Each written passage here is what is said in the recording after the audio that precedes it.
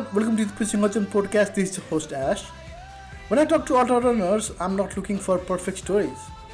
I'm looking for moments where everything falls apart and they still choose to move. That's the heart of this show. And today's guest lives in that space. Matt isn't out there chasing hype.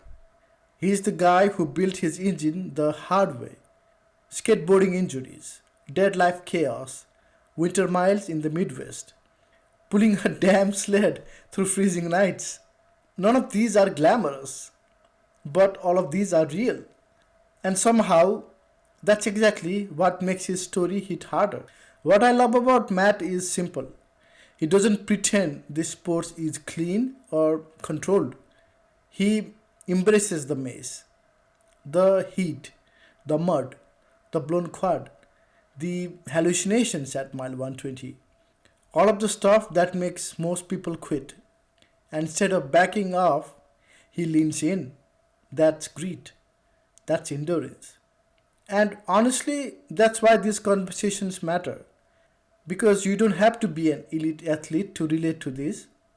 You just have to know what it feels like to watch something really, really badly. Stumble 10 times and still show up again.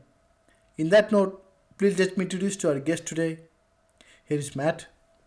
Hey Matt, welcome to the podcast. I know we it took some time to get here, but we are here. So thank you for your time, and I know it's very early in the US, and welcome to the podcast. Oh, for sure. I'm excited to be here. I know you briefly from the podcast, right? So going back and forth with you and talking about all the things that you have done.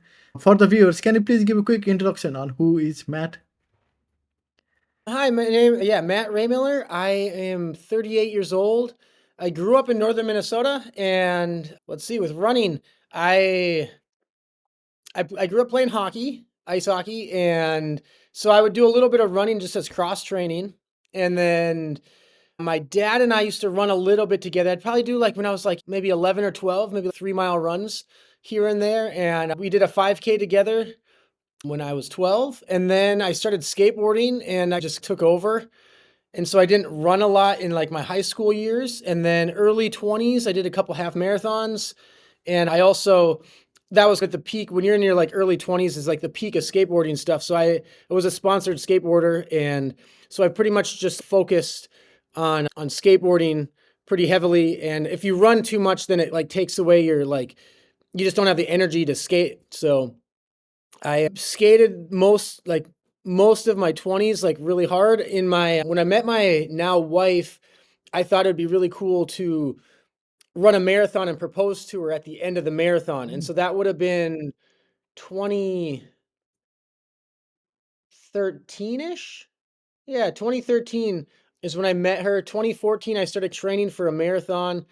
And after that was done, I injured my foot during the process of it. I just decided to do a super long run that I shouldn't have at the time and before the marathon. So I ended up like proposing to my wife before the marathon, even because my foot was hurt. I didn't think I'd run the marathon, but ended up doing this trail marathon in the UP in Michigan, and it went really well. It was fun, but then my foot was hurt and it wasn't bothering me when I was skating and stuff. So I just kept skateboarding. And then when I had my first son, Maverick, I started pushing him around in the stroller a lot. And then by the time my second son was born, Lake, COVID hit. And so I basically just would push them in the stroller and run around the neighborhood for hours. And we could probably do 60 minutes to 90 minutes at a time and then just eat snacks and sleep. And so that got me going to just really started training for another marathon and then like my first ultra. And then after that, it just the last 5 years, I've been running a lot. So yeah, I don't know. You were asking about myself. I live in Michigan. I'm married, have 4 kids, and yeah, That is awesome. life is So good. that is awesome. You did skateboard. So how do you find it different, or is it similar to running ultra marathon and skateboarding at a competitive level? I think it helps a lot. So, like in skateboarding, let's say you're skating like a stair set or something, like you're jumping down, say a 5 stair, and you're trying to get a trick and you don't get it. You're like pounding on the pavement, getting back up, trying it again. And you have this drive to just keep going and getting back up and going and getting it back up. And which is like awesome, but the older you get, like I'm pushing 40, and like when you like say you're skating like a big rail or something, there's like times where there's this risk ratio, like risk reward and all this stuff. Like when you're young, you just like don't think about the consequences, but like when you have a family, you're like, what happens if I hit my head? What happens if this happens? And so the skateboarding has gotten a little bit harder in that aspect. I work at a skate park and like teach skateboard lessons. And so I think it'll be something I continually do. But running really came into where a lot of guys do it in their 50s and are still like excelling, and in their 60s, and like you're in your prime when you're like in your 30s, even early 40s, where I didn't in skateboarding, I didn't really want to become like Uncle Rico from Napoleon Dynamite, like back in my day, I used to do this. It kind of gave me a new outlet where I could go full in, but without quite so much risk, if that makes sense. Yeah, yeah, yes. And when you look back, right? So you said you were training for a marathon to propose to your wife, but you eventually didn't do Yeah, it. yeah. So when did the transition happen, and why did this transition happen from running on a road marathon or all to the ultra? So when did that transition happen for you? So early on, like when I did those half marathons when I was like 24, I read a book, Dean Karnazes, Ultra Marathon Man. I read his book, 50 Marathons in 50 States, and he had talked about running all day long, like how cool it is to like wake up, you're running outside when the sun's coming up, and then you're still running when the sun's going down. And I remember reading that stuff and being like, I would love to do like 100 miler one day.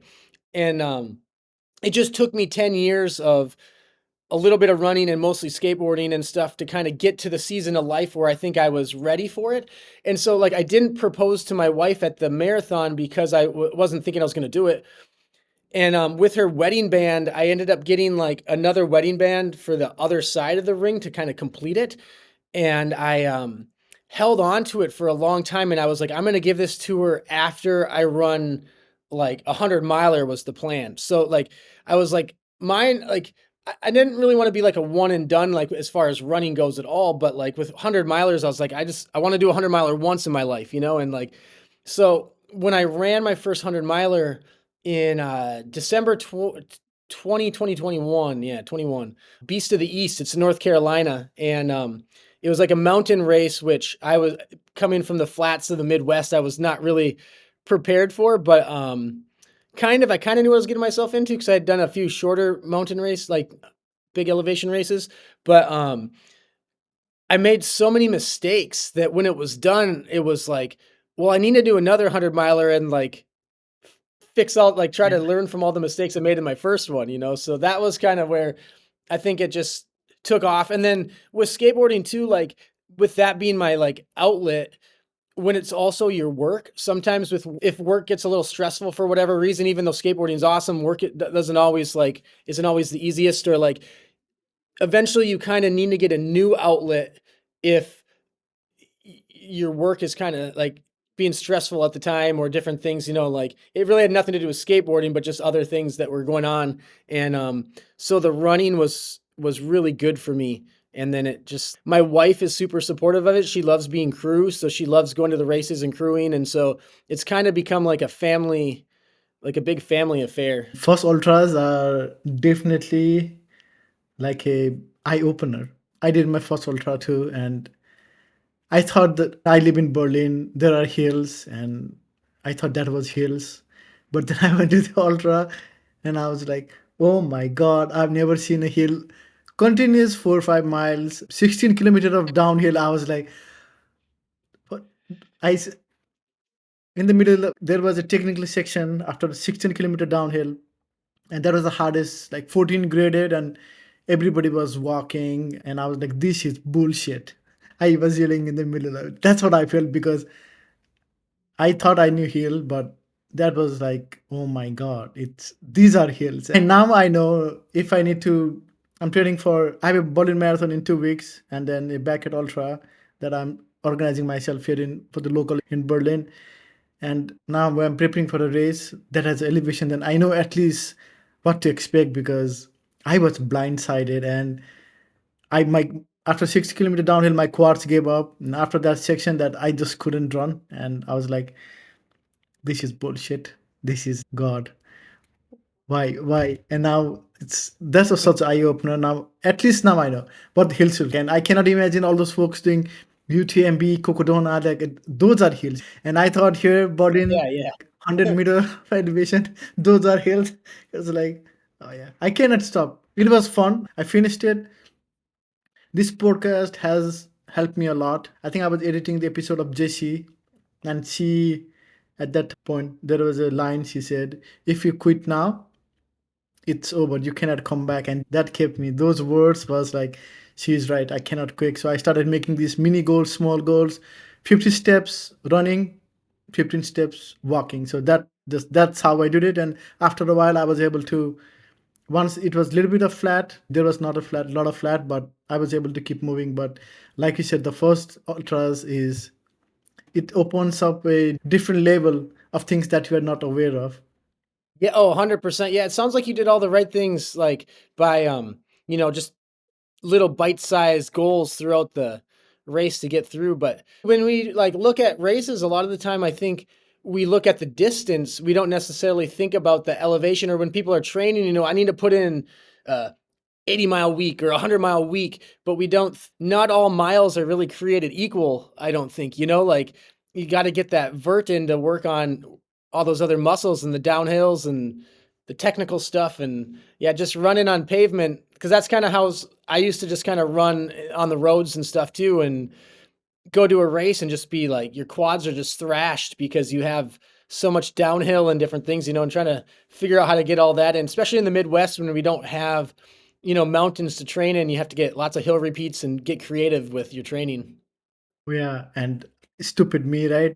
Running a marathon, and I was like, I'm gonna catch on the downhill, and I ran super fast on the downhill, and it's a marathon mindset. Lesson learned. I know what to do in the second time. I'm gonna go it and do it. So yeah, I like it. I like the feeling. I think this has been the happiest I have ever been in my training block where everything was nice. Where I didn't have to look at my watch constantly and what splits I'm hitting. I just ran on how I felt pretty much.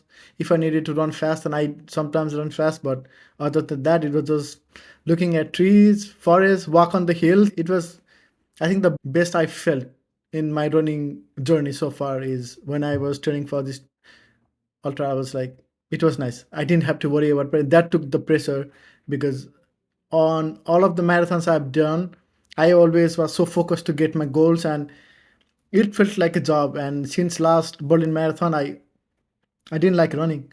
I was like, I hate this. I don't want to do this anymore. And this has brought that love for me where I'm not running for splits anymore. I'm just running for the nature. I'm just running to have fun and enjoy it. And I did a half marathon race 2 weeks back, and I was just chilling. And this was my slowest half marathon ever. And I just was checking in on people, and I said thank you to all the volunteers that was giving water and stuff, and I just enjoyed it. I was just like chilling, having fun, and I have marathon in 2 weeks, and I'm planning to do the same thing. No expectation. I don't care. Whatever time I finish, I'm just gonna go and have the best moment. Nice, sounds like a good time. Yes.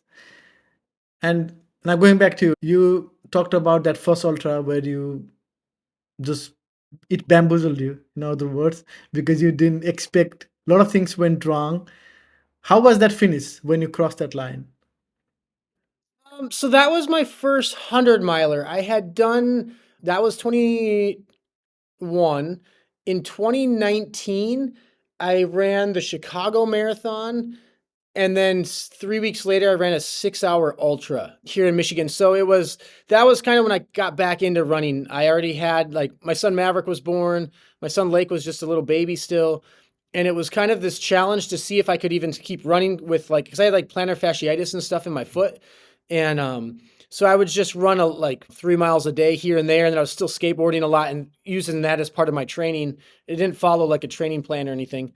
And Also with skateboarding, like I've over the years I've done a lot of like core workouts and strength training because you need to be durable. So Mhm. it kind of was like I was already doing a lot of the like strength stuff for skating, so it just transitioned over to running. Like you know, it was already kind of part of my lifestyle, so that helped. But I did a 6 hour ultra just so that way I could go as far as like, you know, there was no like I'm gonna break halfway through and have to walk or this or that. And so the 6 hour went really well. I think I did 32 miles. So I got like my first 50K in. And then COVID happened and everything was pretty much a lot of the races were canceled in 2020. But I was able to do the 12-hour version of the 6 hour. It was in the fall. It was Ultra Bird 12 hour here in Michigan. And so I had trained a lot for that, like running miles and like pushing the stroller, but it's not a super hilly race, but the hills kind of got me towards the end with that one. Got I think 65 miles and took second place. So it was like a really good like it was cool going like doing well in something else. And so then in 20 I like hurt my knee. After that was done, I just kind of kept training and didn't give my body time to break. And I have a little bit of like arthritis in my left knee from an old skateboard injury. And so that kind of flares up sometimes. Like I know what it is now, but back then that kind of flared up and I wasn't sure what was going on. And anyway, 21 happened and I just did a bunch of like, I can't remember all the races. Oh, there was a 6 hour race my buddy invited me to. And I ended up like it was only like 12 people, I think, in the 6 hour version. He did the 24 and ended up getting first place. And so it was like, wow, like when you're doing good at something, you know, it's kind of addicting. And like, so then I just kept doing little races. And as I started using those little races to train for the 100, and I was going to do this 100 miler here in Michigan called Midwest Everest. And it's at a ski hill. And they just go, it's like 68 times you go up the ski hill to make as much elevation as going to Everest. It's like 28,000 feet or something. And then you have a little bit in the trails to make it to be 100 miles. But it fell over the same time I had a skate ministry conference and it was kind of like, do I go to this work conference and like it would be really good to go to the conference, or do I just like try to get the time off so I can go to the race? And I decided to go to the work conference, cancel the race. But because of that, I ended up doing this race. I had a friend doing a race in it was like Kentucky, Virginia. It was kind of over the border. It was called Breaks. It was a 45 miler with I think like 11,000 feet of gain or something in the 45 miles. And it was the first time I'd ever done a race with like a river crossing. And so there was like legit like rope going across the river because the water was like almost chest deep. And it was just like this epic experience, you know. I went off with probably like this top like maybe around 10th place with a few people. And I signed up for the race real late because I didn't know I was gonna like it was probably 2 weeks before the race I signed up for it. And so I was like, I'll just follow people because I don't know where, like with the course, I don't know where to go. And we ended up, the group I was following and with, we went right at this fork and we're following flags for the way back and not the way out. And so we probably went like 3, 4 miles out of the way. And so at that point, I was like, you know, we're coming back like in the very back of the pack. And so competitive wise, it was like our chances for catching up are probably done.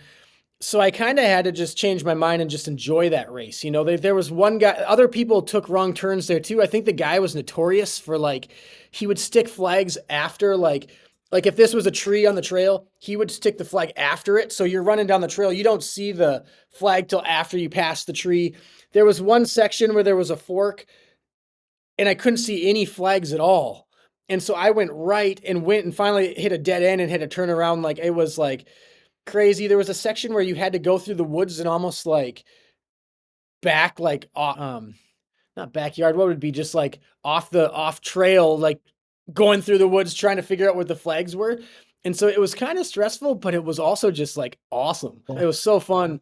And then, knowing I was going to do this race in December, this 100 miler, I also signed up for a race in Ohio called the Shawnee 50. And it's a 54 miler, just a big continuous loop with 11,000 feet of gain in the 50 miles. And it was really fun. And I met like my buddy, my good buddy now, Jamie Hanks, I met him at that race. And so, I know you start making friends at races and just running in the woods and like it becomes awesome. So I was a little prepared for Beast of the East, but it was just a long way. I didn't do a lot of training miles back then, like mileage. Like it was my mileage was pretty low, and I could like my fitness could get me through a 50 miler, but it couldn't. I had to walk a lot of that 100 miler, and it rained too, so that was kind of gnarly. Carl Meltzer was there, and so it was cool. I went out fast and got to run with him a little bit.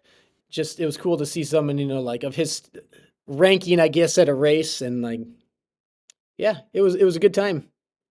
You just said that, so it's nice to win, right? So it's always, and like you said, you were so good at skateboarding that you were sponsored, like you said. But then it's nice again when you win races and you get to the podium and whatever.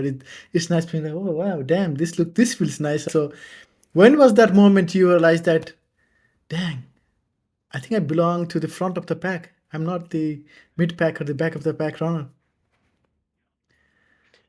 Well, like with skateboarding, and I wouldn't ever say like I have a like I'm pro for like a smaller company. I wouldn't say like I was ever like a great skateboarder, but like I spent a lot of time like, you put in a lot of energy and hours work like, it's a lot of work. Skateboarding's a lot of work, and, it's really hard, but the more you do it, the easier it gets, and so I think taking that same drive like, if you're already sponsored by in one area of life, like, or like in a sport, if you take that same drive and that same work ethic and everything and apply it to something else, you can do really well at that too, and so, like,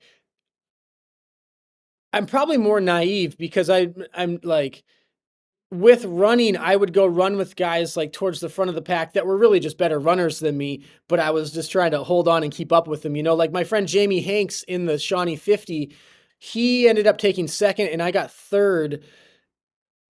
And like there'd be times where we're running and he's like, "Oh, this is the tree species of this." Like he was just talking about nature and enjoying himself. And I'm like, I was working a lot harder because I wasn't as good a shape as him. But then you also have to look at it like with a grain of salt, like can't remember if it was Beast of the East or what race it was. I was running with the guy one year at a race, and it was probably the following year because I did the Midwest Grand Slam, so I did like 400s in the Midwest, and my idea for that was to go into them not necessarily trying to win them, but just complete them for the challenge, but also because I made so many mistakes in Beast of the East trying to go out with the front of the pack. So like I was up with Carl for the first like probably 25 miles or whatever. I was like in second place, I think by mile 25, something like that. But I slowly got past and ended up in 11th place out of 15 that finished, and it was over 30 hours it took me to finish that race, so I just like blew up and had to like struggle through, but there was no way I was going to quit or give up. Like I had like waited a long time to give my wife that ring, spent all this money buying like poles and this and that and driving the whatever 10, 12 hours to go to North Carolina for the race. So there was like defeat wasn't really an option, I guess, unless I timed out. But I ran with a guy the following year who was just like, he was bummed. He's like, I don't know why I'm like, I don't know what place we were in, probably not good.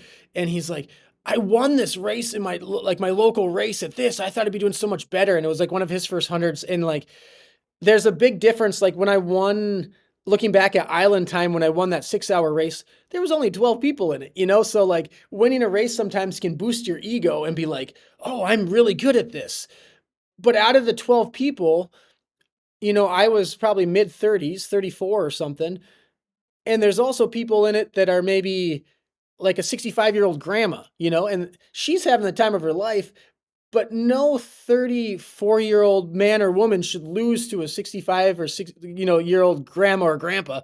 And so like ultras, they can build your ego sometimes because you're like, I won this, but half the people weren't really in the same, like, trying to compete. But I guess like to be, I've been able to be competitive in the Midwest, and I think it's just, yeah, putting as much as you have into it, like working hard. It's a lot of training and it's a lot of fun. I just try to keep that in perspective, so I don't get like all thinking I'm like competing. Like there's no way I'd compete with Jim Walmsley or something. He would crush me every Yeah. time.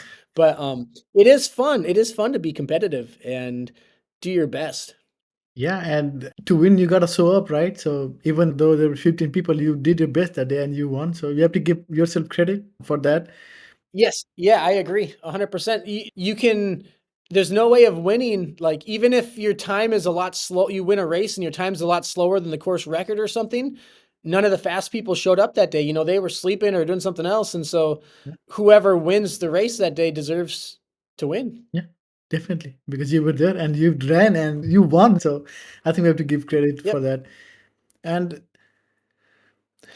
when you go and do this race, so 100 miles, 200 miles, how is your training different on those compared to one another? So the 200 I did, a big thing for me was just trying to get like I would try to get like 3 hours of exercise a day. So it wasn't necessarily running. Like, I have a friend, Brian Pape, he ran that 200 miler also. He's an absolute beast. And he would at that time, he was putting in like 500-mile months, maybe even 600. Like, he was just doing super high mileage. And if I looked back at my training, a lot of my days were like, I like to do run streaks, like try to run at least a mile every day. And a lot of days were like 3 miles or 1 mile because it was over the there was a spring race and it was over the winter. And like, I have a hard time getting out sometimes because like, we my wife and I work opposites, and so like, she works during the day and I watch the kids, and it's kind of hard to like go train with the kids outside in the middle of winter, like there's other stuff going on or they have school or at that time I think I have my two daughters hadn't been born yet, so that was kind of made training a little easier. But we have this stair set in our going down to our basement. It's like, I've measured it now. It's like 8.5 feet from the floor to the top. And so I'll have a clicker now where I click it and I keep track of my feet. So like, if I do, it's 58 reps, that's 500 feet, but I just count it as like 60. So if I do 120 sets, that's 1,000 feet of gain. So I'll keep track of elevation just going up and down my stairs. But at that time, I would wear like a weighted vest and sometimes carry weights. And I would do the stairs for like 2 hours, sometimes like 2 hours, maybe 2, 3 days a week, and really get a lot of climbing in. So my mileage wasn't super high, but I was doing the stairs. I like doing like the indoor bike sometimes, or different stuff like that. I like doing strength training stuff, skateboarding some. So I would just try to like get 3 hours worth of activity in. Since then, I've become a lot more of a like, I run a lot more these days. That was still a couple years ago, but now I don't know. I like to get, if I can get a good training block with like 70, 80-mile weeks in. I know people do a lot more like 100-mile weeks, and I think I've only done, outside of weeks with races in them, I think I've only done 100-mile week in my life. And a lot of it just comes down to time. Like, when you're like going from work and, watching the kids and this and that, it gets really hard to do mileage. But I do get a lot of like 70-mile, 80-mile weeks. And then there's a spot in town that has like, it's like at a disc golf course, and it's got a couple rolling hills that I just do hill repeats on, and I can get a good couple 1,000 feet of gain in if I'm there for like an hour running that. Oh, and then mileage too. We moved to our new house a couple years back, and we have an acre and a half.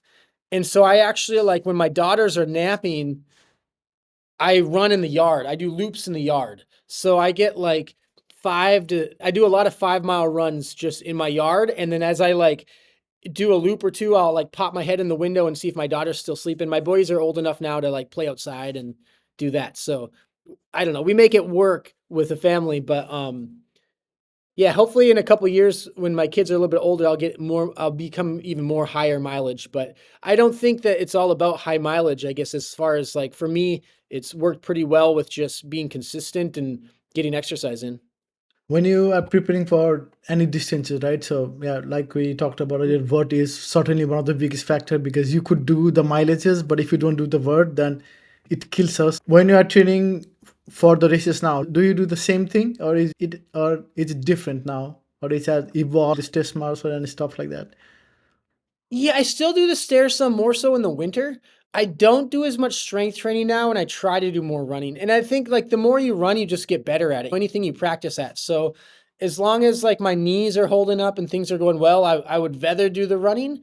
But it is nice sometimes just to mix it up too and do other stuff. It just keeps things like fresh. Like you don't get burned out when you're doing a whole bunch of different things. And what is your take on recovery and how do you balance it? And you just said you do a run streak, so I don't know how much is your shortest distance that you Yeah, do. so run streaks, a lot of times my run streaks now, I'm not someone who has, like the 5 year straight run streak. I will like so this year over the winter I took after like I did 6 ultras last year and I was pretty beat up in the Oh, last one and like had a little bit of like tendonitis kind of in my ankle. And so at least I'm assuming that's what it was. So I took 7 months off from racing altogether. And like, I mean, I took it the first, like, I think November and December, I took it a little bit easier. And then I really hit training a lot harder. And from like January 1st up until when Mohican 100 was, which was the first race I was training for, which was at the very end of May, I didn't miss a day of running the whole like 6 months. But when Mohican was done, I took a whole week, like I think it was 5 days. I didn't run for 5 days because I was like, where a year ago or something, I probably would have just kept trying to run, but I've kind of learned my body needs more time to heal. So I'll like get on the exercise bike a little bit, to get the blood flowing or do some stretching or walking. But I'll try to I try to give my body more time to heal. And I think motion is lotion and movement is good. So I don't like to I think sitting around is not the best way for recovery, but I don't know if necessarily for me going and running anymore is, maybe if I didn't have like my knees weren't a little messed up or this or that, it would be easier. Like you had Alec on the podcast, yeah. and Alec is an absolute beast. Oh, And he's 28 years old or 29 and right in his prime. Like I think he could run a 100-mile race and the next day run, another 50 miles if he wanted. So his body's different, he's bounced back right away. And for a week, I'm just like shot. oh yeah, he's beast. I talked to him and so chill, and I just like to run fast. And he casually and like, what is the marathon time? When I run 100 mile, my marathon was like 3:20, and I was like, what? Yeah, He he puts in the work, but yeah. it's that's one cool thing about running is some people are more gifted or talented than others, or the body types may be built for it more. But at the end of the day, you get in it, you get out of it what you put into it. And so I think like finding what works for people and then just keep building from there is it's a fun thing. Yeah, I when I was training for my last marathon, I used to run sometimes 5, 6, 7 days. This time I try to focus more on cross training. So I do use a lot of ellipticals now. So that way I can get more of the zone 2 low heart rate stuff when I'm doing. So I did bike today, and I'm trying to, like you said, the older you get and the longer it takes to recover is I'm getting more into sauna now because it helps with all the blood flow and getting blood wherever we need to heal our leg and stuff like that. So I've learned for my body that I cannot run for a long time and I need that break in the middle.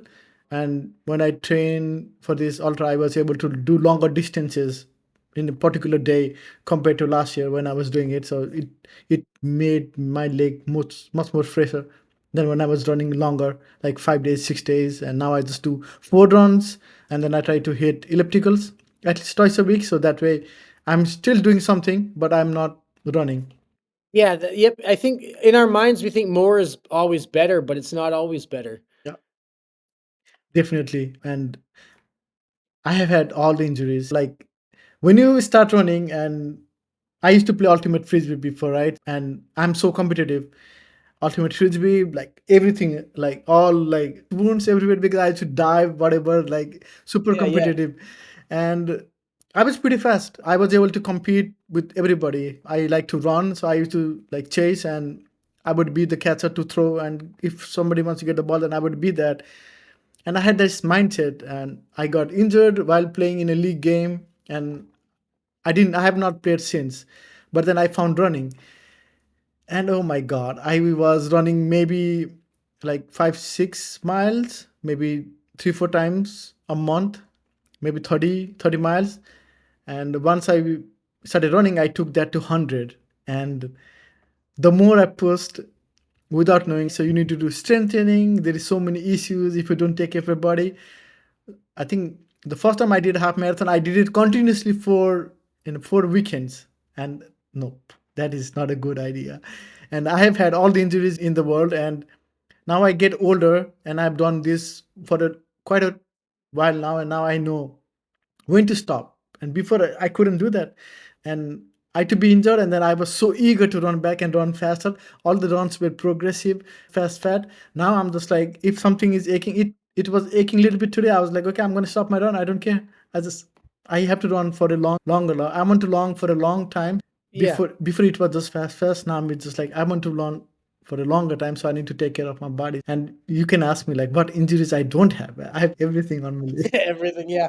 And that's true, like, I used to be that way too, like, thinking that I always had to run fast during a run to get better, and I think that's something that over the years has changed a lot, where a lot of my runs are slower, and that's how you can if you do a run streak or something, if you're doing like, pretty high mileage, and then you do a day where you run, like, a mile or 3 miles at an easy pace, it's really not like you're just still giving your body a break. You're just kinda loosening up and getting some fresh air and some sunshine, and so I think, yeah, running like, a lot slower helps with longevity, and you can get a lot of mileage in when you're running slower, and then trying to get a few fast days in here and there really helps too, but and it feels good to run fast. Like, for a while, I tried to avoid pavement as much as possible because it just seems easier on your joints to be on trails, but sometimes now I like to put on some road shoes and just go out on the road and just have a nice steady pace, and Easy that can be to nice too. it's easy to run on the road. That's Yep. what I find, because on the trail you have to grip it more and you have to use more of your quads to get moving. But on the road it's so smooth, you can run a little bit faster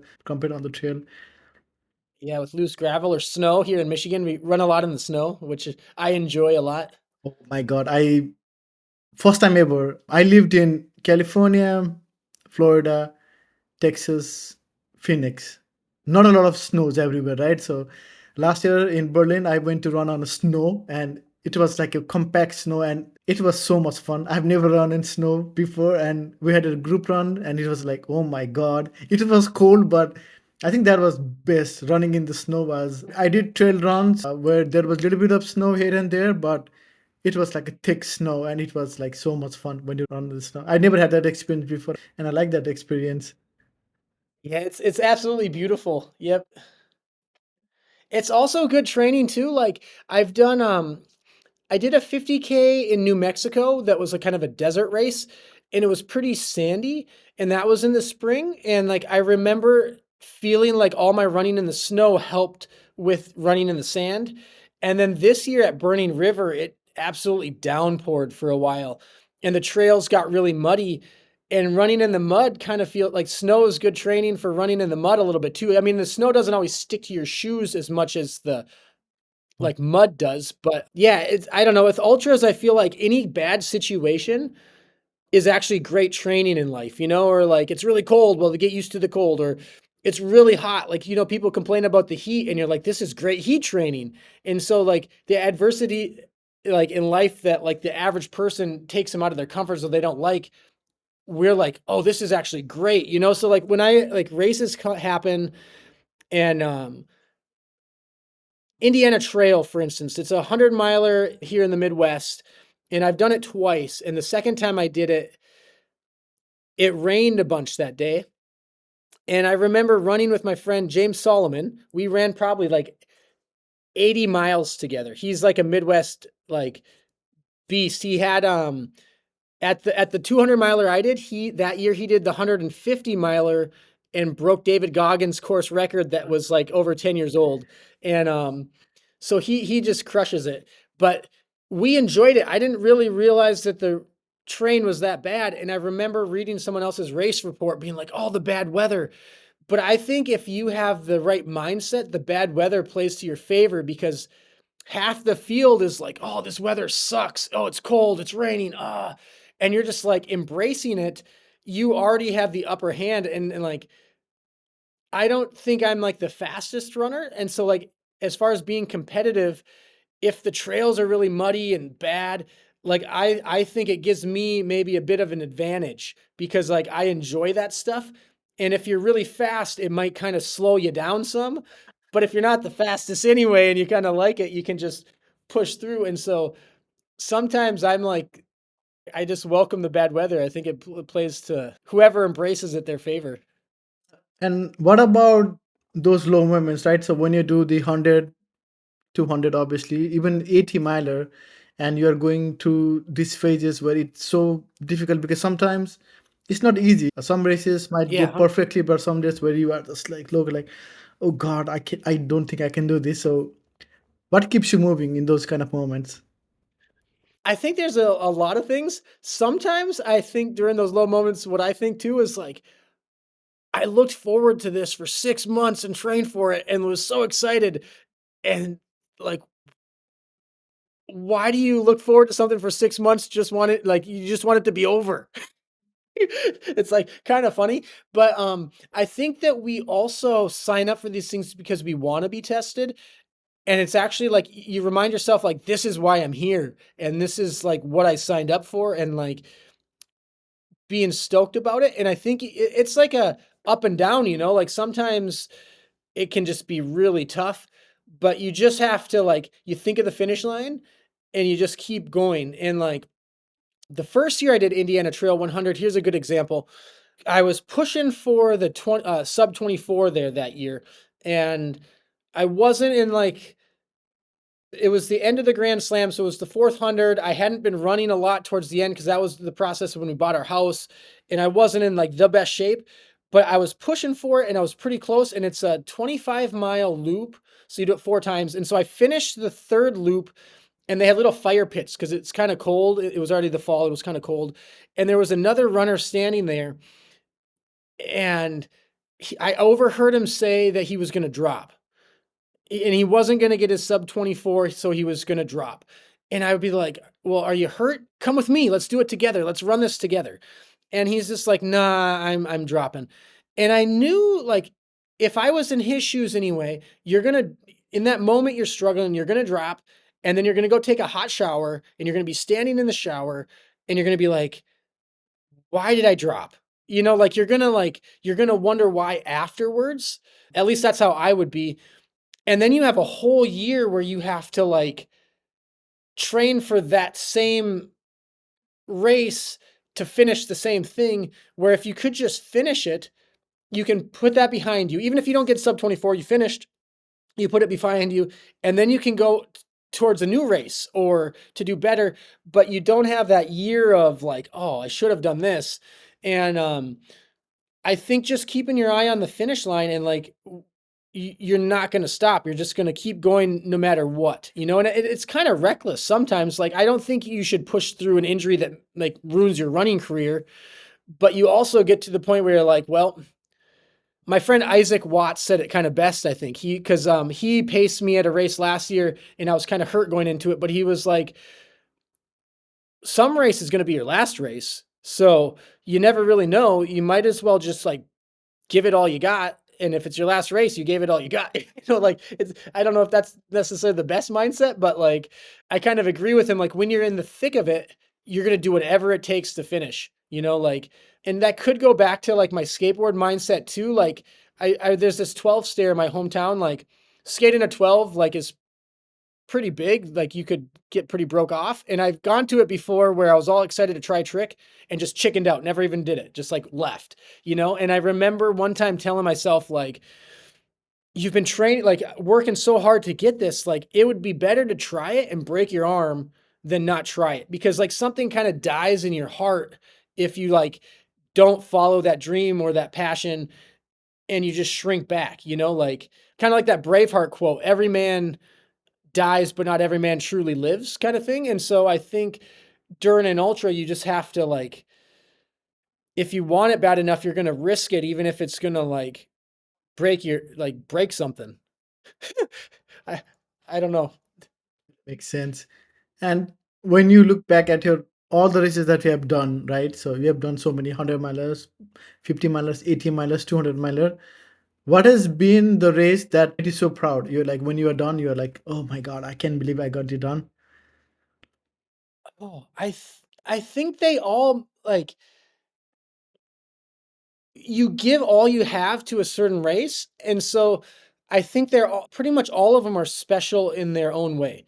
I think there's probably like a top 5 that would feel super special. I have really fond memories of Arrowhead 135, that snow race. It's in northern Minnesota, and it's held during the coldest time of the year, usually in the coldest area of the whole like 48 states. And so it's like it can be really brutal. The year I did it, it was a warm year. And so it wasn't super cold, which you would think would be awesome, but we didn't have a lot of snowfall. And so normally they have groomers groom the trails, so the trails are pretty smooth, and you have to pull a sled with all the survival gear. So you have to have a stove to melt water, a -20 sleeping bag, a bivy. You have to have like I think it's like 2,000 or I think yeah, around 2,000 calories that you can't even eat. They just are survival calories in case you got in a pinch. And then it was my first year, and I was listening to all this input from different people of what you should bring, and you kind of pack for your fear. So I have this sled that was just like it was super heavy. And I know other people have heavy sleds too, but sometimes I would look and like see people's sleds and be like, why does mine look so big? And I usually like hills, like do pretty strong going up hills. I'm kind of weak going down hills sometimes, but up I'm pretty strong. And I remember running with early on in the race when I was still with people, we would be running together, we'd get to a hill, and instead of just like running up like a hill, which is kind of hard anyway, you have to pull this, 50-pound sled. And we'd get to the hill, and I would notice that I was having a harder time getting up the hills than like my buddy who I was with or whatever. And so once you have all your stuff, you can't like I had snowshoes. I didn't need snowshoes. Oh, where I was getting with the warmer weather though is they didn't groom it. And so it was kind of wavy. And so when you would be pulling your sled and you would get over a bump, then your sled would hit it and it would slow down and it would jerk. So you're constantly being like jerked for like 100 miles practically. Just like surprised I didn't put my back out during the race. And then when you go down the hills, if it's a big hill, you can get in the sled and slide down with your sled. Oh, So wow. that's like it can be really fun.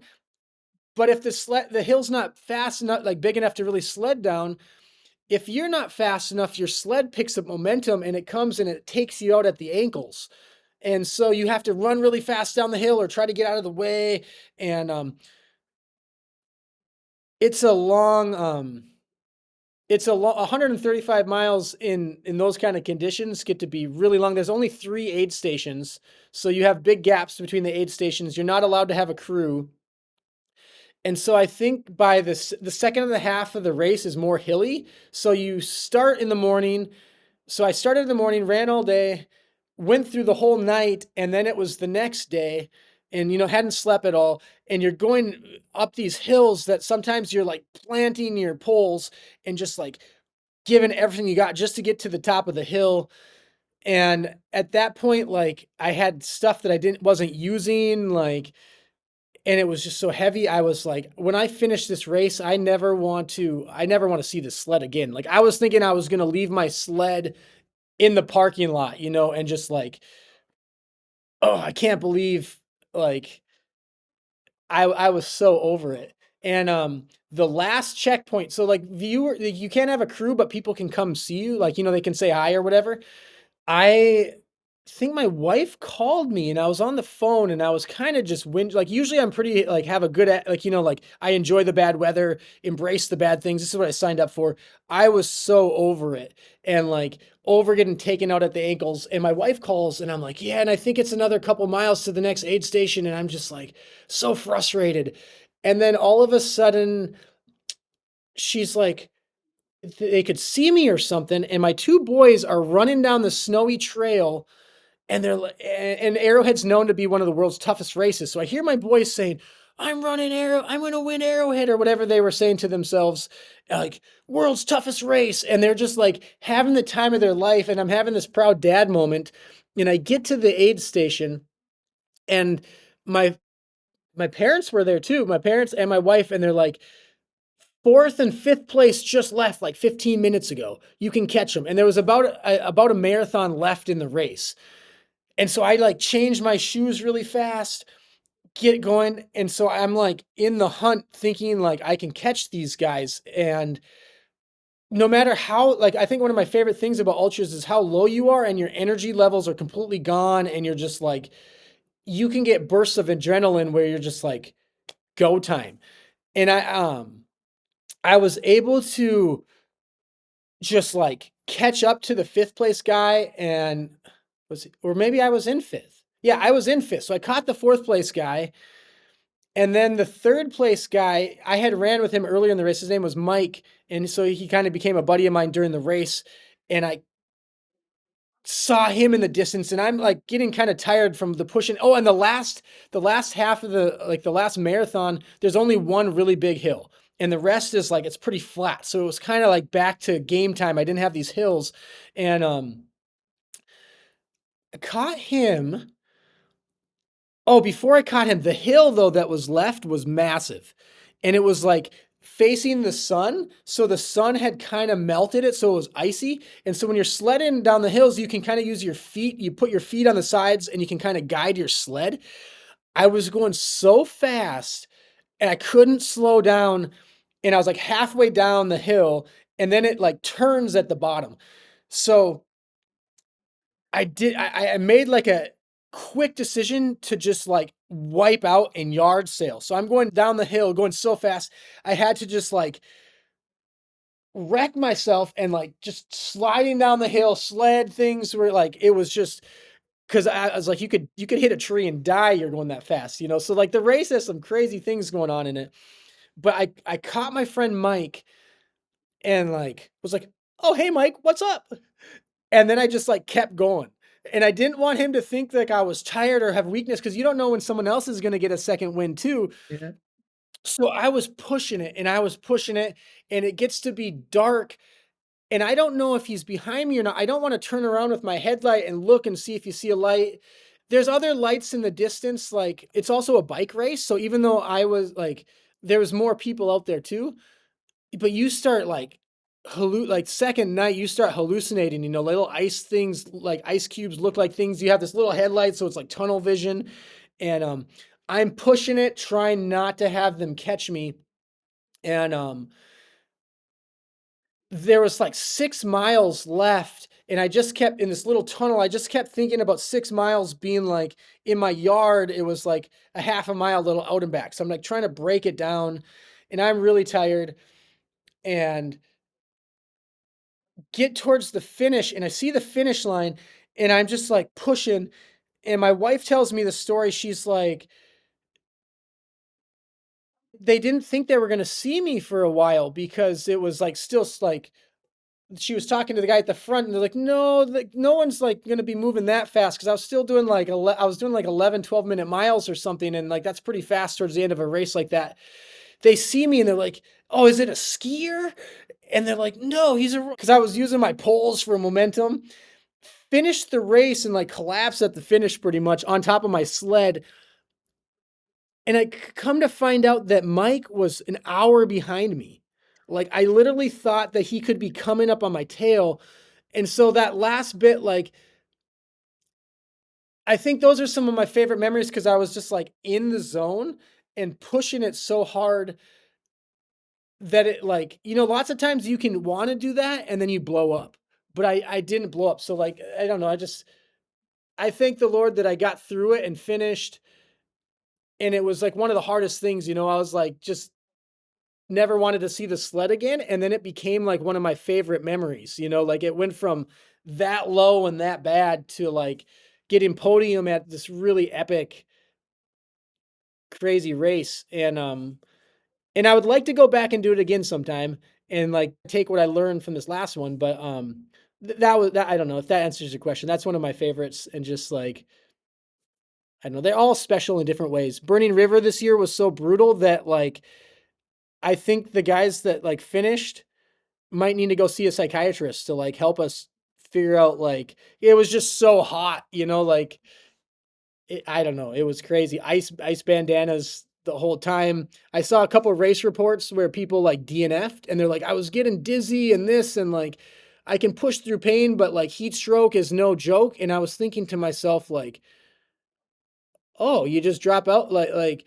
when you're dizzy and like that. I guess that might be smart, but like I was dizzy and like literally just like it was. I think that one of the like usually you cry like I cry during an ultra like emotions sometimes. I'll think about like my grandma, she lived to be 96 and like she was pretty active and like I learned so much from her that I know she would be really proud of like these crazy adventures because I'd never done an ultra when she was still alive.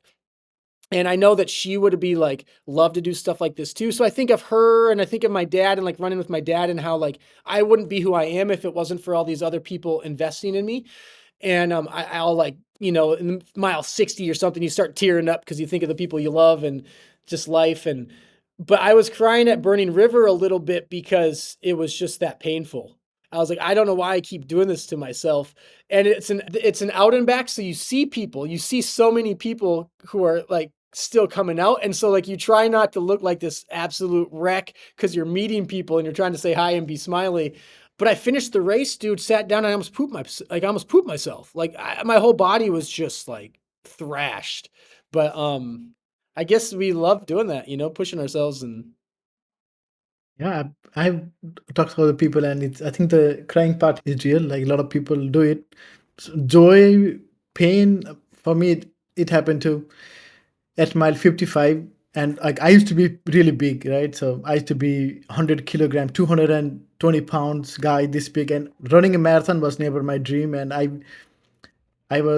finished 55 kilometers, and I was so proud of myself that I finished it, and I did this thing yeah. that I never thought I could do, and I was just so proud of myself. And I recorded that moment, and it was hard, and it was probably the hardest thing I've done physically. Like half the race, it was 1,000 meters of elevation, and after 30 kilometers, I was like, I still need to climb like 500 meters, and I was like, I don't think I can do it, but like talking through all of you and uses all these mantras and tricks where they do mini goals and stuff like that, and that carried me through. And I was at that moment I was like, I'm so proud of myself that I didn't quit, because that was my biggest thing, was not quitting. And I said before that I will, if I have to walk, I will do it. And I remember like this joy that inside, and I don't want to cry because it's like it's embarrassing, but I'm choking up and recording the video, and just I'm so proud that I done it. And it just, I think ultras takes us to places that we usually don't see often. Sometimes it's Yeah, good. 100%. Yeah, and there's no shame in crying. Definitely not. Especially when there's those tears of joys. That's pretty awesome. And like you, when you were that 220-pound guy, like you didn't you didn't think that you had the potential to do all these things. And it's sad because you had that potential the whole time. And like it's so exciting to see that you found it and you've pushed through and those moments are worth celebrating. They're worth crying over. If I was on the trail, it's if you watch a movie, like I'm a big fan of, I know sometimes I like chick flicks or different movies. Like my wife laughs because I cry a lot during different scenes in the movies because they just resonate with you. And if we were watching your life as a movie and there was that scene of you pushing through and overcoming and knowing from watching your whole storyline up to that point where you were and all the things you overcame to get there, a bunch of us viewers would be crying too. Yeah. So that's awesome. I'm happy for you. Yeah, thank you. Yeah, it's definitely been one of the things, like you said, like so many lessons learned and something to take for the next time. And I'm excited. I've made plans for the next 3 years that I wanted to do. So I am gonna keep pushing and try to get all those things I never thought I could do. So I'm really excited that I did this podcast, because if I didn't do this podcast, and I don't think I would do these ultra marathons, because marathon would be where I'll probably cap it, and I'll be like, I'm doing 2 marathons here. I think I'm okay. But I heard so many stories from Milton and then Erin where she DNF'd, and she's going back and doing it again and again. And Angus, he's one of my good buddies too. He's doing the 100 mile races, DNF, and he's going back and doing it. And I'm like, these guys are awesome. They are going through these things, right? And they are pushing their body to the limit. And regardless of the race went, they are going back and doing it again and again, and that had Yeah. inspired me to this ultra. And that is my whole hope with this podcast, is that somebody listens to this episode and somebody is like me who wanted to do this thing but they don't want to get out of this comfort zone. Comfort is nice because nobody wants harder things, and it was the same thing for me too, because running ultra is hard. And I was so happy running 2 marathons a year. I didn't want it to push, and like all these stories gave me so much strength to take this leap. And after I talked to Erin, I like the next day I registered for this ultra, and I was like committed. Now I have nowhere to go. I need to do this, and I did it. And I'm so happy that I did it, and I hope that somebody can take some points from all the stories that we have, and the highs, the lows, the amazing moments, the wins, the losses, the DNF. I mean, DNF is like a stepson to a success. That's what I see it, because you learn so much that what you need to improve on, what you can do better. And I hope somebody listens to it and like, God, take that first step and jump and then do these incredible things. Running is hard, and running ultra is harder. But it's worth it. Yes, definitely. Yeah. If I had to go back, I'd probably choose a flatter race, but yes. Yeah, I haven't, after I did Beast of the East, that first 100, I haven't done a race with that much elevation since, and I'd like to do some bigger ones. It's just kinda hard to get out, and where I live in the country, it's a little hard to travel sometimes, but Yes, I know. It's so nice. And like we talked about your proudest moment, right? So on the flip side, what has been the toughest DNF or low moment you have faced? well, I never had a DNF. I just and I think one of the reasons, like, I haven't is, like, I'm willing to push myself to if I have to go to the hospital. Like, during, like, the Burning River thing, like, those the smart people did 50 miles instead of 100, or they were aware of their body getting dehydrated and being a certain way. If I was, like, peeing blood or something, I would know I need to stop. But I think I'm willing to, like, push myself until I go to the hospital to get IVs or something. But I don't know. I recently, this last month, had a DNS, which was almost like a DNF for me. So there's a race called Midwest States. It's in Wisconsin, and it's about 8-hour drive from my house, I think, maybe 7 hours. And we since Burning River was the end of July, and then I had to we were remodeling the skate park here at work, and so I had to jump back into that right away without giving much recovery time. And then my whole family, all of us got sick during the like month gap between Burning River and Midwest States. And I wasn't sure if I was even going to be able to make the race because I was sick, but we decided to go, and I was starting to feel better. And anyway, long story short, the morning of the race, usually I run the day before and get loosen up and do all this other stuff. Things didn't work out. It was supposed to be wet. And so, like, for the feet, so I was lubing up my feet and stuff on the hotel floor. And I didn't, instead of sitting down normal and doing it like I normally would, for some reason, I was on my knees and trying to do it. It was like 4 in the morning, 4:30. And I tweaked my back right before, like, when I was trying to get my sock back on, because I turned this way instead of doing it in front of me. And I had to wake my wife up to help me get off the floor because my back was like pinched, like mid back, and I couldn't even stand up. And so I had to email the race director and not show up. So that's like my closest, I guess, to not doing a race was I was already signed up. I had the bib on. I just didn't drive to the race that morning because I couldn't, like, my back was pinched. That was gnarly. Sorry, what was your question?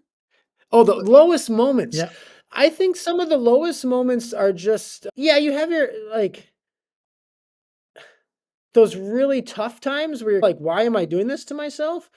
But a lot of times too, I think that's helped with not getting a DNF is maybe I've had high hopes of getting a podium or doing a sub whatever.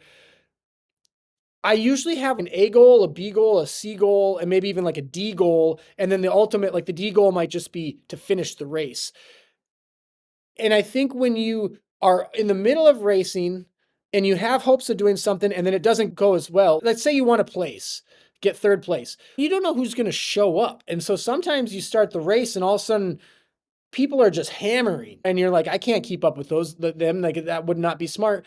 You have to just take the day as it comes. And if things aren't working, you go down from B goal to C goal.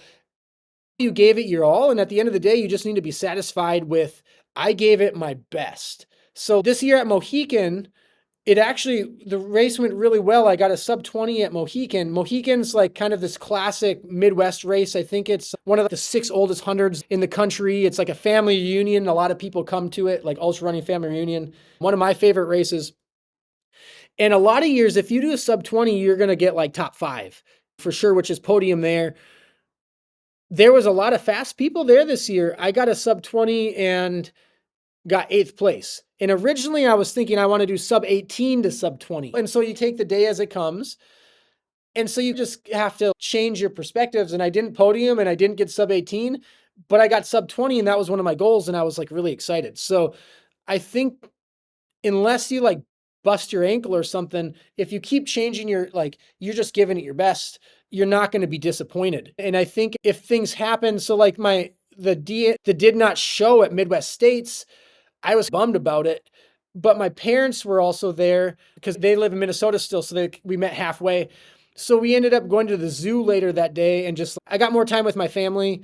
And it was easy to beat myself up. So I'm like, I should have done this and I should have done that. And then I like catch myself and go, no, it's all going to work out. I'm going to be more rested for Midwest or for Indiana Trail. I'm going to be able to have a better training block now because I don't have to take a week off from this race. I'm a Christian and I think like I believe God works everything out for good to those who love him. So I'm like, God must have a plan in all this. Like even in my defeat and in the worst possible scenarios, we learn something. Like your friends who learn from the DNFs. It's a learning experience. And if we can have a good attitude through it, even if it's disappointing. So that sounds great. And that sounds awesome. And so that's how I want to live. But yeah, I guess disappointments, like I don't have a lot with my ultra stuff. I've kicked myself before for training too hard and getting in overuse injuries, but it's not worth like that Breaks Ultra Marathon where I like was 4 miles like out with some other people. I ran with some of them throughout the race and we had a lot of fun. There was a guy at the same race who must have taken a wrong turn. And since it was like different out and back sections, I would see him. And I think I saw him a couple times during the race and you're like, hey, what's up? And he was like pissed the whole time. I took a wrong turn. They didn't mark this right. So he was out in the woods for 12 hours or whatever, 8 hours just being upset. Like having a terrible, lousy time. And it might have been the biggest race of the year for him. So I can see why he's bummed. But the rest of us who like just decided, let's just enjoy this run through the woods. Like I had a part during that race too, where I was probably like 20, 30 miles in and it was like, I could just stop now because it's not going how we want and I could just go hang out with my family. But if I quit, go hang out with my family, they're not going to want to hang out with me because I'm going to be crabby anyway. Like I'm just sitting around whinging about how I didn't have a good race. They don't want that. So I think the people around us, like they want us to do too. I don't want to spend so much time running that I don't spend time with my family. But if I don't spend time running, I get cranky and then my family doesn't want to be with me anyway. So I guess having that balance and being stoked, like you curse those hills, but now looking at them, you're like, that was pretty epic. And now I know I need to train harder next time. I don't know. So Yeah. maybe Definitely. there'll be really disappointing times. Bryce Canyon, I did a race, Utah, Bryce Canyon last year that I was a little disappointed about because I like went out a little harder than I should have. And then the heat got to me and when you travel that far, like I had to fly out there and all that, it can be a little bit of a bummer when your expectations aren't met, but I don't know. Yeah, I think, Mostly good things with Ultra, I think. yeah, and there is no failure, I think, because you always learn something. Like you said, the first time you ever run the 100 miler, you learn so many things and you could improve on it, right? So for me, the same thing. I Mhm. did this, and then now I know what are hills. And those are not hills what I have here. Like those are not hills, not even close. So I know what I need to do better. So I think there is always something to improve. And when you look back at your journey, right? There has been so many. ups and downs. Like you said, some races didn't go as planned, and some races that has been like spot on for you to go, and you were able to win a lot of races that you participated on, finishing the podium. So if you remember, and just the Matt, right, who was the skateboarder, do you think that Matt would believe that you would go and do this epic thing with running ultra marathons? Think so. Like it all kind of carries over. Like I played hockey before skateboarding and like I was like a hockey player. And so I think it just like they all like it's the same person finding the like drive and the motivation in those things. I don't know though. I don't think I would have I never thought it was going to take over like it did. Like I it's been really nice because I think in life we can make one thing like our identity or like what our life's all about. And so for like 20 years skateboarding was like meant so much to me. And I think that it's been really nice having ultra running come in and realize that I'm just as passionate about ultra running as I was skateboarding. And it's freeing because then skateboarding can be its thing, but it doesn't have to be like an idol or my life or my identity. And I don't have to be 60 years old holding on to like, this is who I am. And the same thing with running. Running isn't really who I am either. That's what I'm really stoked on now.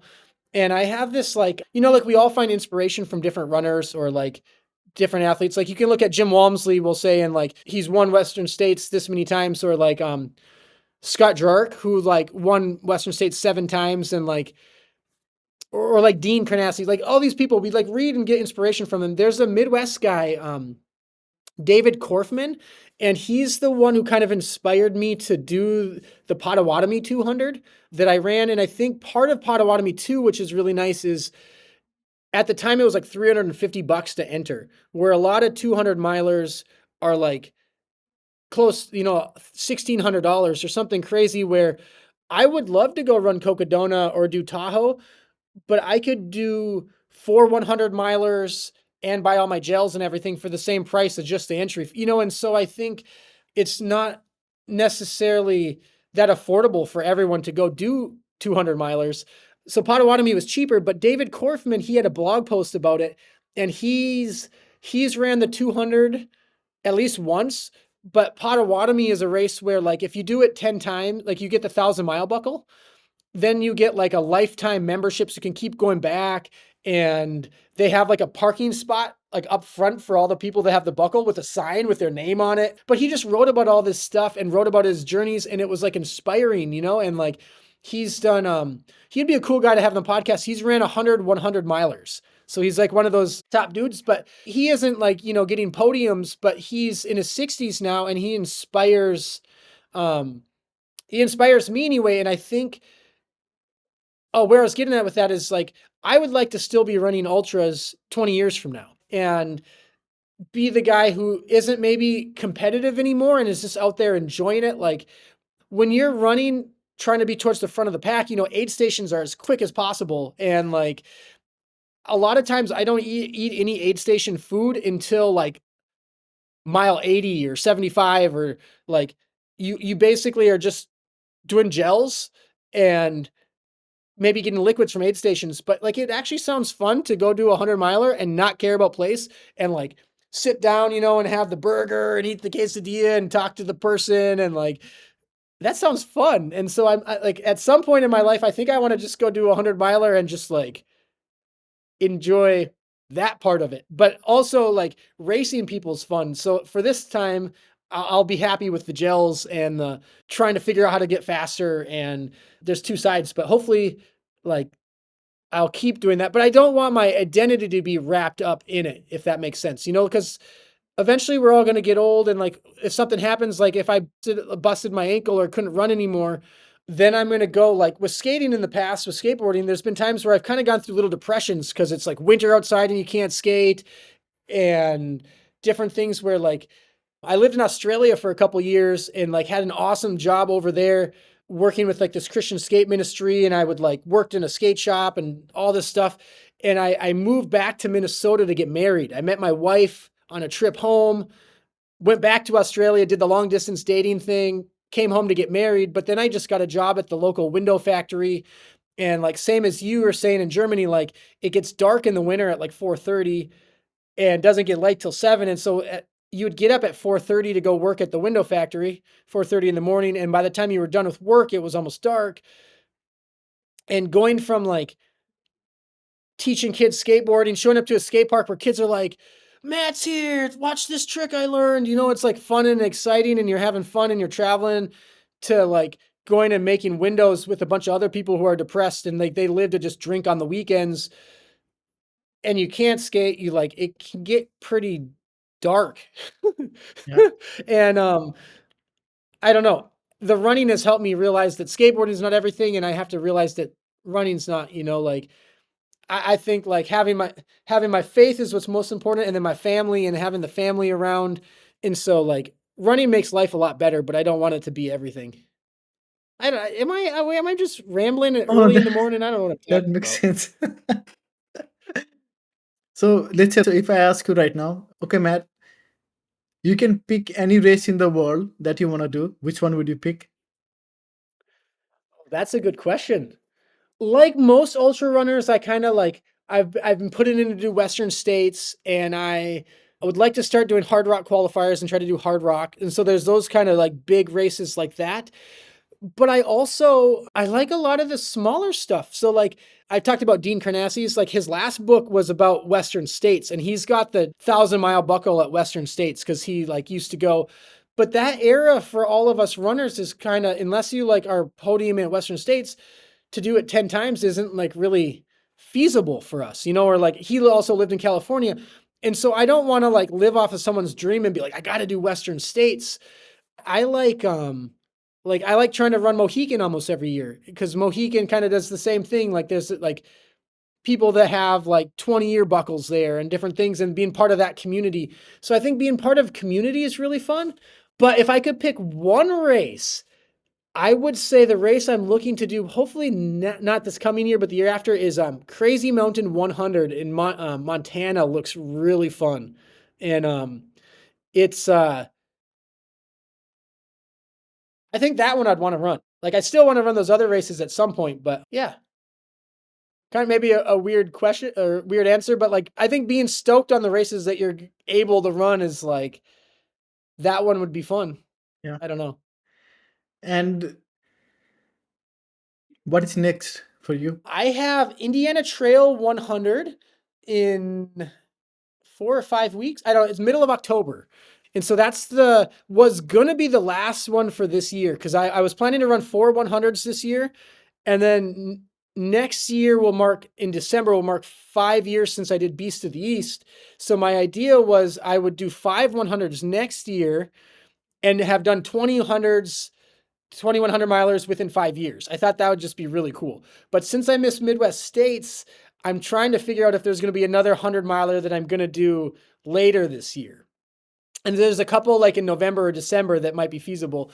And then it's figuring out if my body's going to want to do 500s next year. So I won't be running Mohican because we have a family reunion. So there's a race here called Huron 100 that I'm looking into.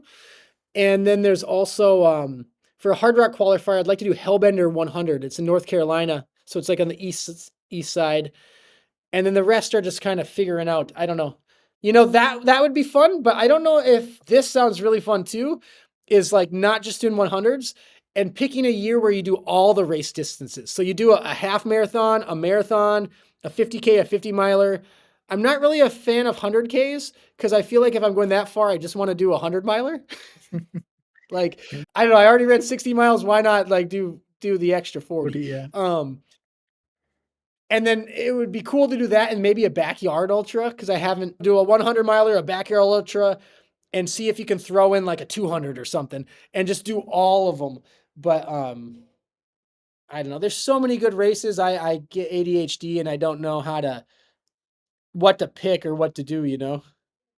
Yeah, I can understand. Here, there is not a lot of races. There is probably, but I'm not looking. But I am doing backyard ultra in November 15th. That's the day I was talking to a few people, and I think nine people have signed up so far to do that backyard ultra. So I think the most distance somebody rode was like 100 kilometers. So at least we'll be there for 100 kilometers, but it's gonna be a fun experience. I want to do at least 70 to 80 kilometers. I put myself down. That's I want to Yeah. do it, but I don't know how it will be. But I'm fascinated with backyard ultra because it's running a loop and then just chilling. If you finish faster, then you just chill and then you race or whatever. Then you go back, and it sounds. I talked with Levi who did that and Harvey Habilis who did that.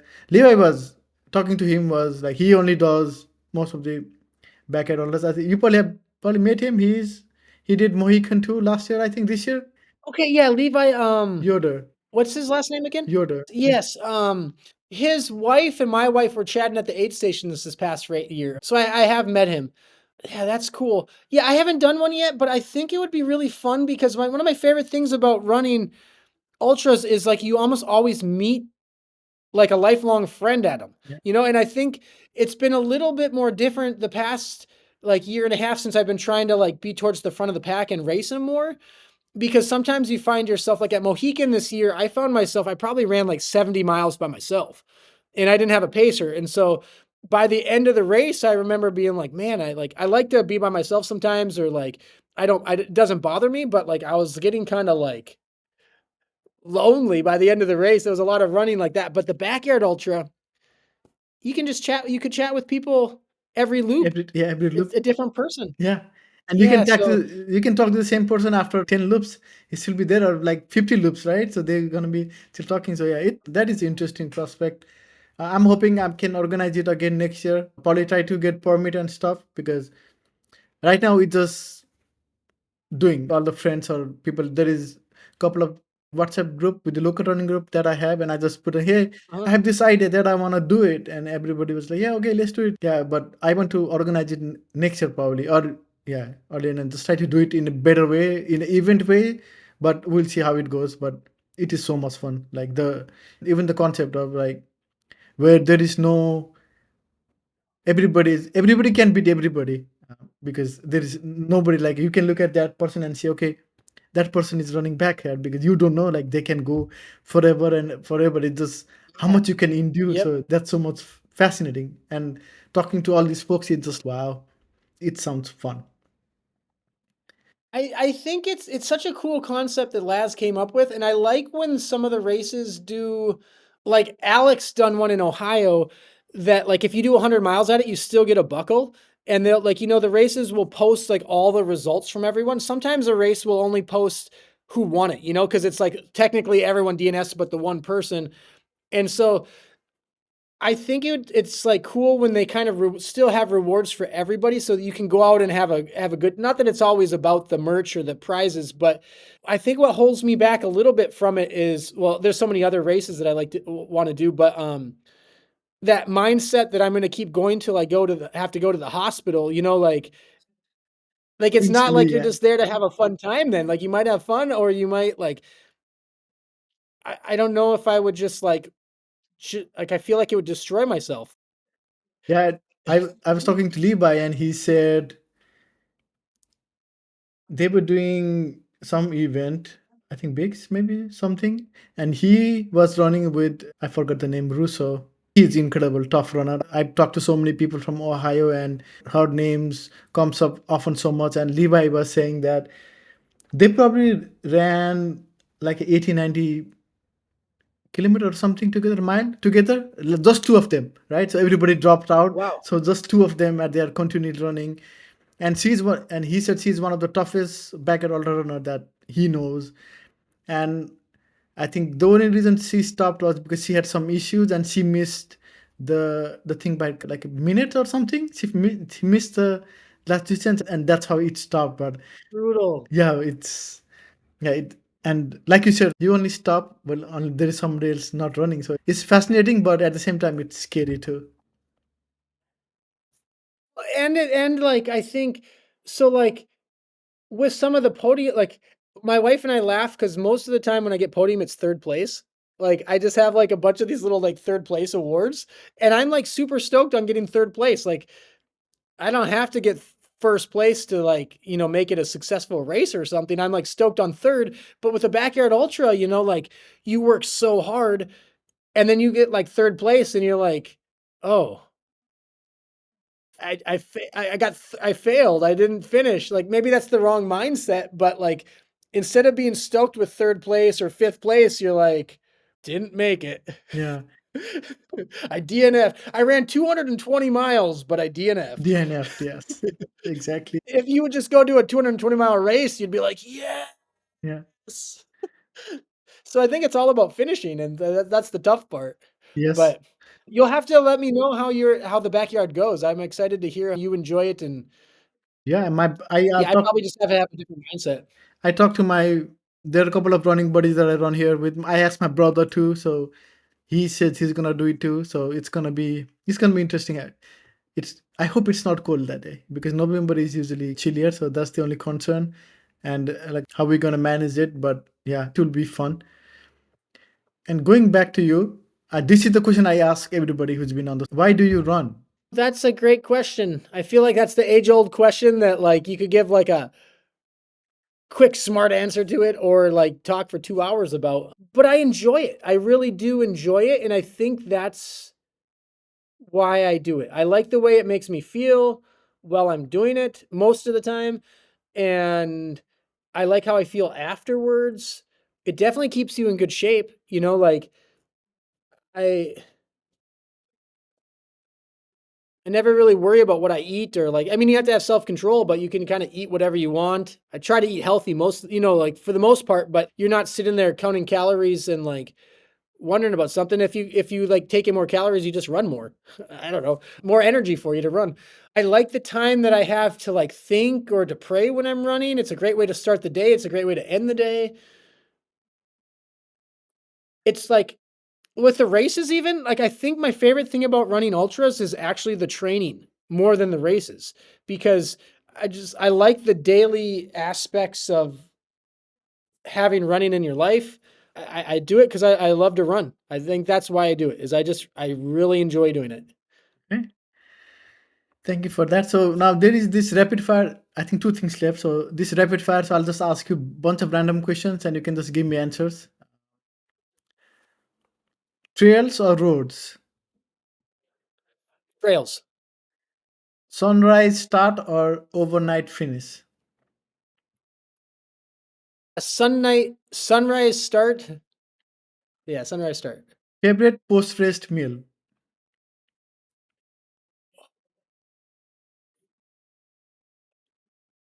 Chocolate milk or something like right after, like a protein shake, and then Chipotle. I had Chipotle after a 100 miler recently, and that was awesome. Big Oh, burrito. dang, I have not had Chipotle in 2 years. That sounds good. Yeah, it had guac on it and everything. My wife had it at the hotel after the race. It was awesome. Oh yeah. One race you would drop everything to run. One race I drop everything to run. Oh, okay, we'll just say Western States or Crazy Mountain or whatever. I don't know, like any good race, Mohican. Let's do something. What's harder? S- Starting line nerves or mile 150 fatigue?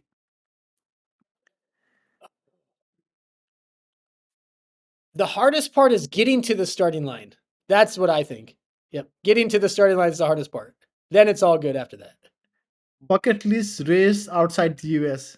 Have you looked at anything? Outside the US. Oh, yeah, I've looked at a bunch. Since I lived in Australia, I think that I would just like to run a 100 miler in Australia. There's a couple over there that I've looked at. Yeah. Music, podcast, or silence when training? Mostly silence. Yeah. Favorite aid station snack? Pierogies. I don't know if you know pierogies or watermelon with bacon.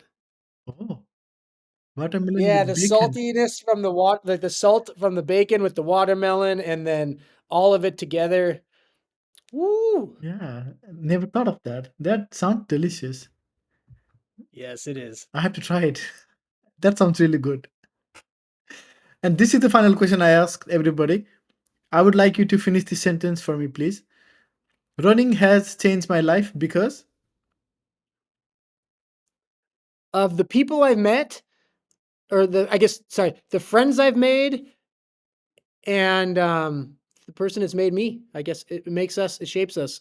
awesome. Yeah, it's been such a nice conversation and having you and talking about you and your journey and everything. And yeah, thank you for your time. And this was a good conversation, and I'm sure people's gonna love it. Oh, thank you so much, Ash. It's been fun getting to know you. Quick question: how did you hear about some random Midwest runner? Like, I mean, I'm not like some exceptional. Hey, I think we're all exceptional in our own ways. I don't want to tuck myself down, but I'm just like a kind of a random Midwest runner. I think I maybe found you on a Mohican because I was looking at who finished the races. Usually I just go when the races happen, and I knew Alec, and I talked to Abby, who ran the Mohican as well, and then we were talking about it, and then I think that's where I found you, or maybe you did Burning River. I don't know. Well, one of those Yeah, races. I did both. Yeah, I did the Yeah, Ohio double. Ohio is not too far from Michigan, and they have some really good races. yeah. You'll have to come run a Mohican sometime. Oh yeah. Maybe hopefully in the future. Yeah, I'm looking. I have some goals. I made a 3-year goal to run Cocodona. So that is what I Okay. wanted to do. So in 3 years, and I have been. I talked to Katie Ismond, and she asked me, "What is the race you want to do in US?" And I immediately say Cocodona because I lived in Phoenix for so long, and I didn't know at that time that thing existed, and I'm like, that looks so cool. And I talked to 6 people who did Cocodona 250. It looks incredibly hard. I don't know how will I do it, but I started my training for it. Yeah, you got 3 years to train for it, man. That's a long time. That's a lot of fun training. Yeah, and I know I have a lot of things to improve on, and I just did my first ultra, and there is so many things I need to improve and work on for the words and everything. Yeah, but I'm glad that I made this goal to do it. I don't know if I can do it or not, but I don't know if I can do it 3 years, but I have started training for it officially. So yeah, I'm training for it, but we'll see where we go. But I've been, yep. You should also, while you're training for it, one thing that helped me with my 200 was 15-minute naps. I would set my alarm for 15 minutes at my house because I work, I guess, because I don't work during the day. I work at like evenings or like afternoons. And if you're not super low on sleep, your body will get to the point where you start waking up after 10 minutes. You just wake up. And during my 200, my wife set a 15-minute alarm and I slept for 10 minutes and got up. So that, I do take a nap. yeah, those quick Brilliant, little brilliant. naps I I think think that's the help. one thing I learned was to take a nap. So I've been taking naps, sometimes 10 minutes, 15 minutes, 30 minutes. So I've been taking naps like those mini max, like after the workout or something, when I do a little bit of harder runs or something like that. Yeah, that's one thing I learned when I came to Europe was to take naps. Yeah, they're nice. And you have tons of people on your podcast who've done Cocodona probably. So I'm sure you can get all sorts of good inspiration and info from them. Yeah, that was the thing. I talked to 6 people, and everybody has their own interpretation of the races and everything they do, and it's just like such a cool story that everybody's running the same distance, but some people are sleeping 1.5 hours, some people are sleeping 3 hours and stuff like that. So it's fascinating because we do the same thing, but yet our journey is so different, and that is what Yeah. is interesting about all the races that we do is because we run our own race at the end of the day. So that is why Yep. one day, I don't know when, I made a 3 years plan, but we'll see 2028. Cool. Well, thank you so much for having me on here. Yeah, yeah. Thank It's you so been much fun. for giving the time to me and talking to the podcast. And yeah, I hope you smash it more and we can talk about later on because I like talking, you like talking, so it will be a good conversation. Yeah, hopefully I can won't have no more back issues and can get some more races done and we can do this again and talk about the whatever races I've done in the future. Yes, definitely. That sounds good. And Peace, dude. yeah, peace and thank you so much and have a good day. You too. Yep, bye. Hey everyone, thank you for making it to the end of this podcast. I hope you really enjoyed this conversation. I'll see you again next time with another guest. Until then, happy running.